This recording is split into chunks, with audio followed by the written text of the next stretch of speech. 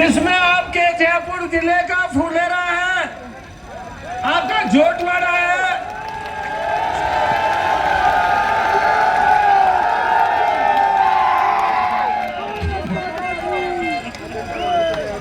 चोमू है, सांगानेर है,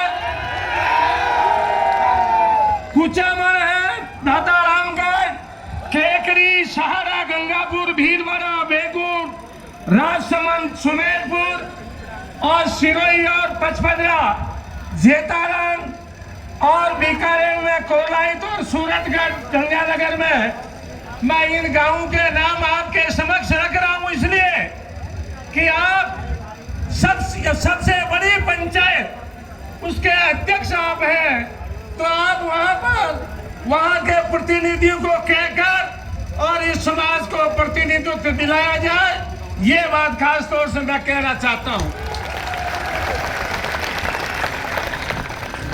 दूसरी चीज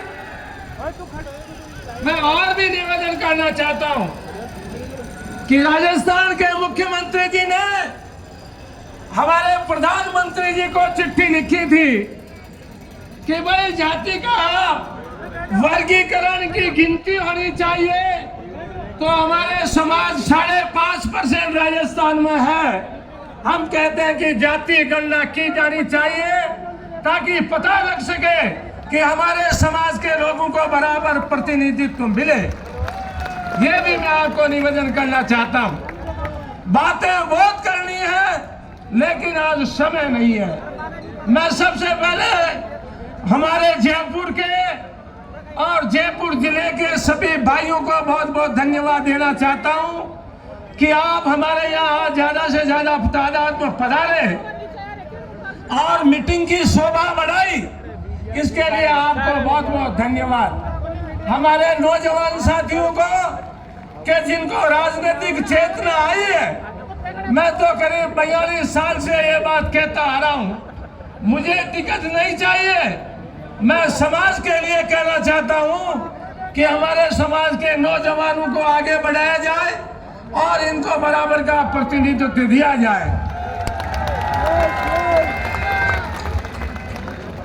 आदरणीय बिरला साहब,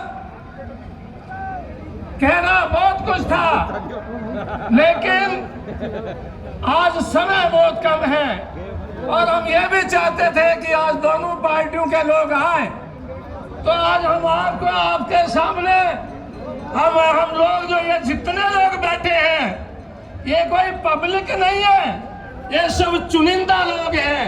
ये पूरे राजस्थान के गांव में कमेटियां बनी हुई है, उन कमेटियों के पदाधिकारी हैं। जिस तरह आप हमारे हिंदुस्तान के सबसे बड़े अध्यक्ष आप हैं, सबसे बड़ी पंचायत के अध्यक्ष आप हैं, उसी तरह से समाज के छोटे छोटे गांव के वहां पर पंच पटेलों ने तय किया और वहां पर कमेटियां बनी हुई है, समाज सुधार की, समाज को आगे बढ़ाने की कमेटियां बनी हुई है। उन कमेटियों के पदाधिकारी और अध्यक्ष आए हैं, इसलिए इनकी तरफ से मैं आपसे रिक्वेस्ट करना हूं कि आज आप हमारे सबसे बड़े अध्यक्ष हैं, आप हमारे किसी पार्टी के नहीं है। अध्यक्ष होता है वो कोई किसी पार्टी का नहीं होता है, इसलिए हम आपको कह रहे हैं कि आप हमारी बात को भारत सरकार को पहुंचाइए और राजस्थान में भी जो अध्यक्ष लोग हैं उनको कहिए कि हमारे समाज को अगर प्रतिनिधित्व नहीं दिया तो हमको दूसरा रास्ता अपनाना पड़ेगा।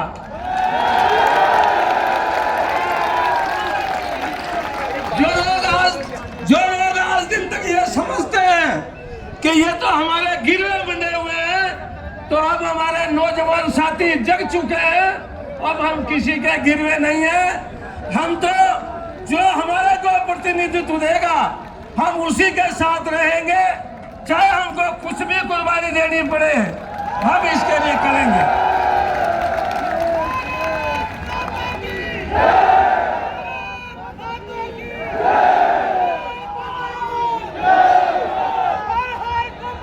मैं तो आपको भी निवेदन करना चाहता हूं,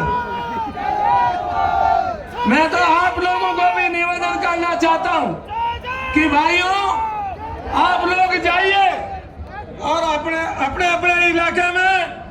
आप चाहे मेवाड़ हो, चाहे आपका इधर मारवाड़ हो, चाहे बीकानेर डिवीजन हो, और चाहे ढूंढार हो, और चाहे जयपुर वाटी हो, अलग अलग जगह पर समाज के लोगों को समझाकर और वहाँ मीटिंगें कीजिए और मीटिंगें करके उन लोगों को कहिए कि जो हमारी बात सुनेगा, जो हमको ये 16 जगह पे प्रतिनिधित्व देगा, जो ज्यादा देगा, वो उसी के साथ हम लोग जाएंगे।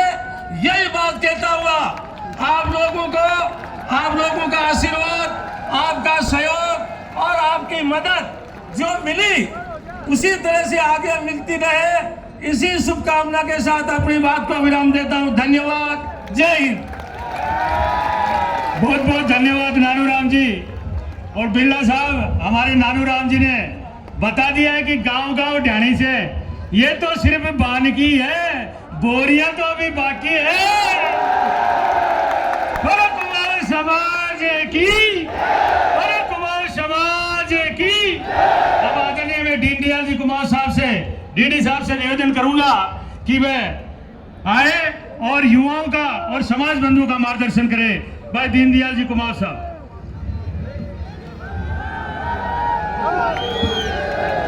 बोलो कुमार समाज की। अरे पूरी सब्जी तो खाई जे, पानी भी बराबर व्यवस्था जे।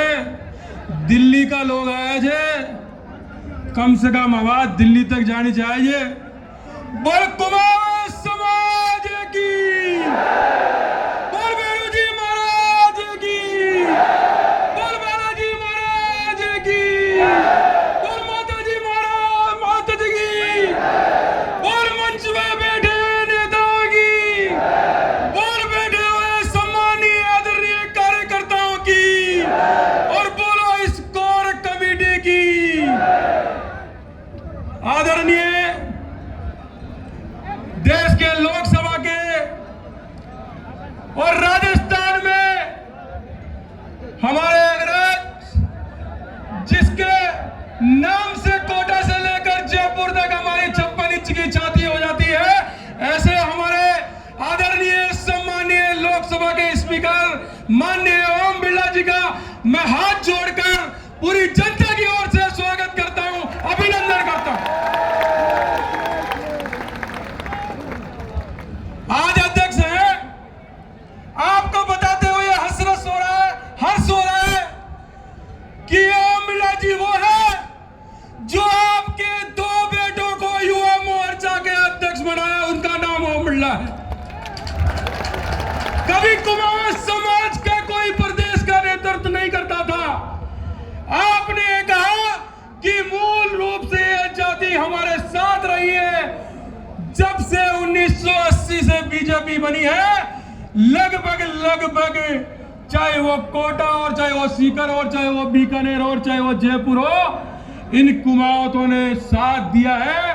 तो इन्होंने पूरी ताकत के साथ ये कहा कि अब की बार कोई युवा मोर्चा का अध्यक्ष बनेगा वो कुमावत बनेगा, और इन्होंने बना के दिखाया। ये आपके लिए बहुत हमारे साथ में मंच में मेरे भाई साहब हो रहे हैं, मुकेश जी हैं, पिंटू जी हैं, हमारा डिप्टी मेयर साहब हैं, और मैं हूं, विधायक साहब हैं। इन सबको काम करना, युवाओं को काम करना, और सोना जब बनता है, ये कहते हैं कि डीडी सोना जब बनता है जब तपेगा, तुम कार्यकर्ता जाके तपोगे तब सोना बनेगा।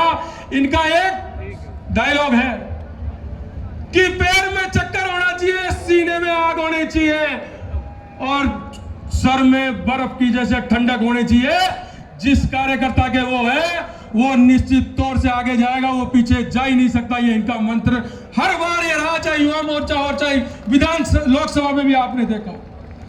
सबसे सरलता से कोई कितना ही लोकसभा और राज्यसभा का कैंडिडेट कितना ही ऊपर नीचे हो जाए, पर जय साहब की जब सरलता से उंगली यूं हो जाती है ना, तो वो बैठ जाता है।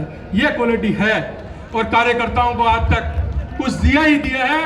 मैं तो भाई साहब ये कह सकता हूं कि लोकसभा का एक कारीगर, एक चीफ इंजीनियर राम प्रकाश गहलोत, हवा महल हमने बनाया, जब कोटा से जयपुर आते थे तो यहाँ पर बहुत कम मकान बने हुए थे, मिट्टी मिट्टी थी।